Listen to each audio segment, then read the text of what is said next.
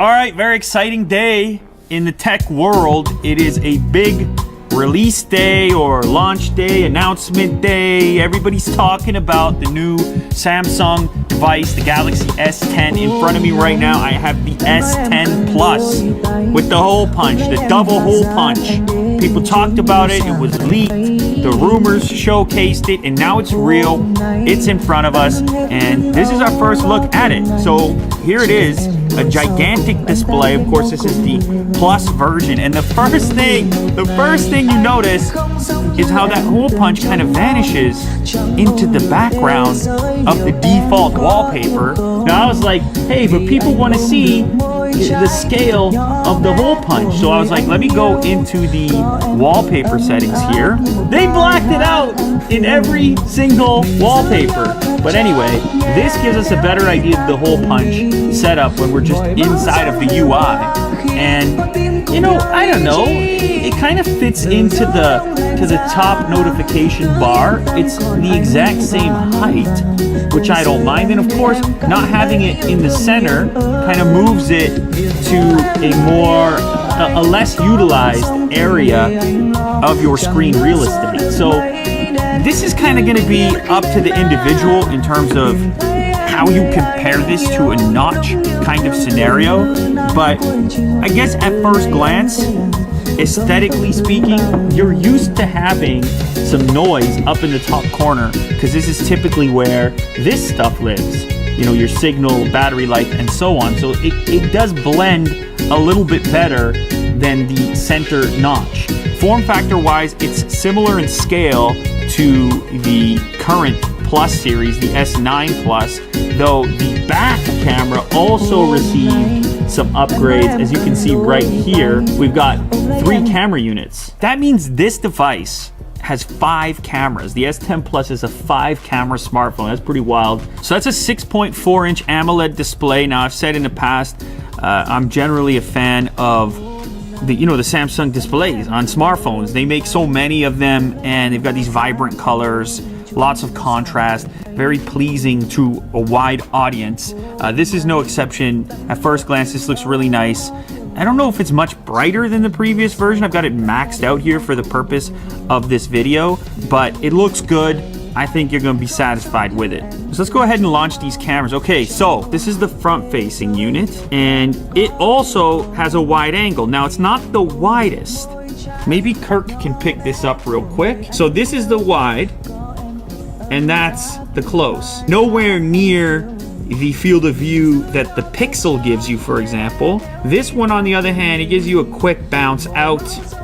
Slightly, you have the ability to probably fit 2 people in the frame, one there, but then on the typical focal range, that's what you're looking at. All right, let's do the selfie test real quick. What do we have? Should we just do a max beauty just for the... All right, max beauty, here we go. We got lips. What do we do to the nose? We shrink it? Or we make it bigger? Oh. Okay, this is on the big side. Are you seeing this, Kirk? In real time? Okay, that's big. We're shrinking it. Eyes? What do we do? Make those bigger? Okay. The chin? What would people want to do? Shrink that? The jawline. Oh.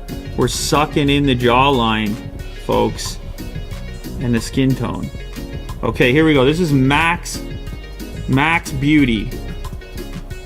I'm gonna try to look as pretty as possible here.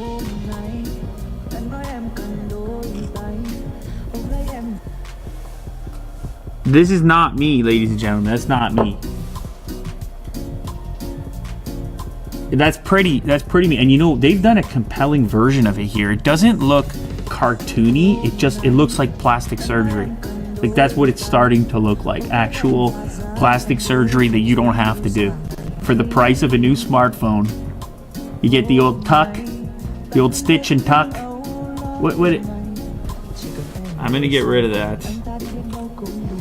I don't know. It's not the best selfie I've ever seen, if I'm being honest.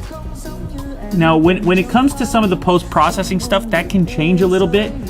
Keep in mind, this is like this is an initial hands-on scenario. So maybe we can pick up a bit more detail, maybe some more contrast in the way that the image is processed. But right now, I've seen selfies I like better. I just noticed a cool animation. Watch the top camera unit when I click back. Did you see that? There's like a little light effect around the hole punch. Boom. Fancy. I do have to say, the feel, I mean, I hate it when people say that it feels good in hand. It does though. This one actually, it doesn't feel like a huge phone. It's rather narrow. It's obviously slim, and I kind of like holding it, to be quite honest. I should take you around the device real quick because I just noticed we still have a headphone jack. That's going to be a bonus for a lot of people. I'm glad they did that. I mean, you have a big device, you have the room for it. Now you got some extra versatility. You need to plug a standard set of headphones in. The jack is there. I really don't need to tell you. Of course, Type-C connector as well. Quick charge capable. On the rear, it's looking like we have the 3-lens, 3-zoom situation. So the default in the center shows 2 trees. That's representative of the focal range. Of course, we can zoom in further. That's a nice looking image. And then wider, this is a 0.5 zoom, so that's pretty wide. I'm into that. Okay, so that's the wide lens. Standard 1x focal range, and then the zoom. So as you can see there, the AI picked up that it's a face, that it's a portrait, and it made various automatic adjustments. Okay, cool. So now we'll just show you all 3. Ooh, that's pretty nice. Okay, so that's the zoomed in mode. That kind of turned out well. That's the medium or standard focal range, and then that's the wide. The wide is quite wide. I'm a fan of that actually. And it barely even juts out in this case. Like that thing, look at that. That lays pretty flat. I mean, completely flat, really. That's impressive for a camera module housing a 3-camera setup, including something that wide. I'm kind of happy about that. All right, staying in the camera modes, you can see there's also a pro mode, which gives you all kinds of access, ISO, f-stop. You can control autofocus, white balance. I mean, everything you would expect in a pro camera is in there. That's nice to have. I also notice there is a super slow-mo. It captures 0.4 seconds. Okay, let's give this a shot. Super slow-mo is always fun. Oh man, is it going right now? Holy. That's 0.8 seconds of actual video. Wow, okay. Yeah, I mean, that's super slow-mo. Now, I do want to take a picture of something colorful. I just want to see the way this thing deals with colors. Knows that it's a plant. We'll try the close-up. You know what, man? Again, this is initial interpretation, but this rear camera is looking real nice right now. Look at the detail over here. Wow. That's looking like that's gonna be a real performer on the rear camera.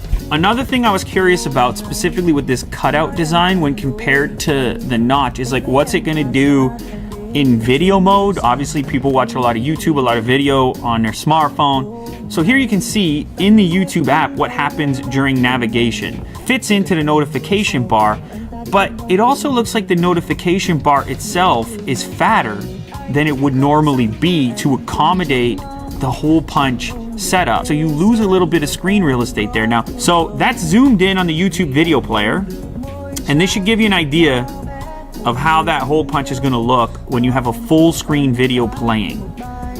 Yeah, it can interfere a little bit. And then you're like, that little area around the outside of it, is that really useful to have that? Is that even, that's not even a millimeter of extra screen real estate like that you're barely using. Of course it looks cool, it seems futuristic, but strictly from a utilitarian standpoint, is that really that useful? I don't know if this is the future of design. It really feels to me like this is a stopgap to the eventual no cutout, no notch situation. I mean, we've of course seen slider situations, motorized camera pop-ups for front-facing cameras. This just happens to be the latest incarnation, but I think a lot of it is kind of just a novelty factor in general. One thing I will say is that this is gonna make people feel like they really have a new device. Like that's what that ends up feeling like, is that this is a new thing. This is not something that has existed before. You pull this out of your pocket, you're like, that's not my last phone. It doesn't look anything like it. But as far as the practicality of this particular implementation versus others, I honestly don't think it's a big difference. But then again, I'm a guy who, on notch phones, I turn it off.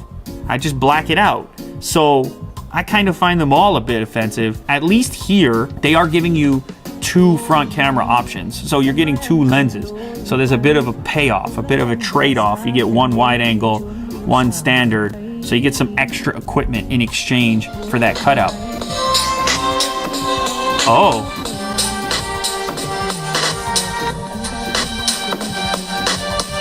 Most of the sound is still traveling out the bottom.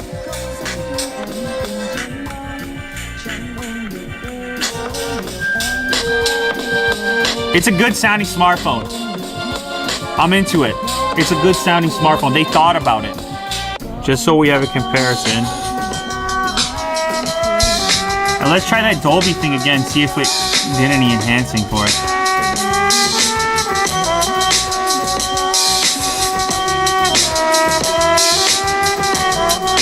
Oh yeah, this track you can hear it a little bit. It's in the mid to high range.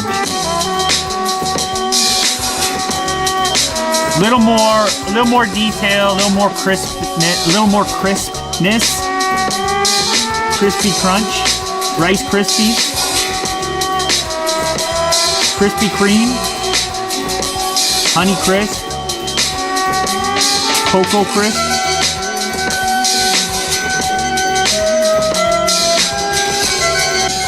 You know what? This is a nice little package. Okay, this is not going to be cheap though. Holy smokes, this is not going to be a cheap device. Be prepared to get up to that $1,000 range if you think you're an S10 Plus kind of person. Battery information. Oh, there we go. Breaking news. 4100 milliamp hour battery, at least on the Plus version. That's a big battery. So I think people are going to be happy with that. You got some quick charge. You got the latest Snapdragon. It sounds good, it looks good, it's got a lot more in the camera department than the previous version. It's got a bigger battery, and there's a lot going for it. I'm gonna play with this device. Of course I'm gonna use this device. Of course the SIM card is going to enter this phone, and I'm gonna let you know how it compares to some other stuff that's out there. And I'm also gonna let you know if there's enough value here to justify the cost, because that's the conversation in 2019, and you already know it. But there it is.